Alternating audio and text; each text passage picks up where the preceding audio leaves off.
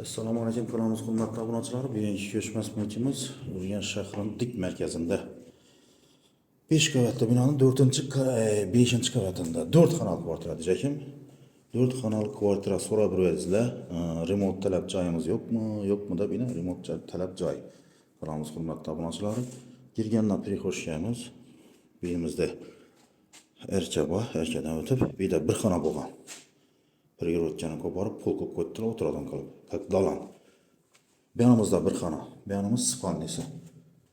Yurtdoshlar. Bu yanimiz alohida sanzirimiz.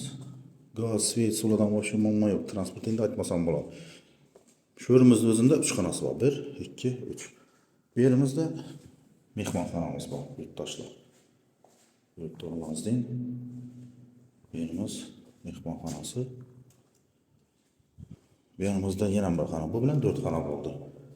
Aziz do'stlar, bu yerimizda endi devorlarni kirib tushib tashlab remont, hamma narsasi qilgan narsalar bor. Joyimizda xohlasangiz polkaslar, xohlasangiz laminat. Bu yanimizda hojatxonamiz yurtdoshlar. Transportdan muammosi yo'q degan sababi bu yerimiz oshxonasi.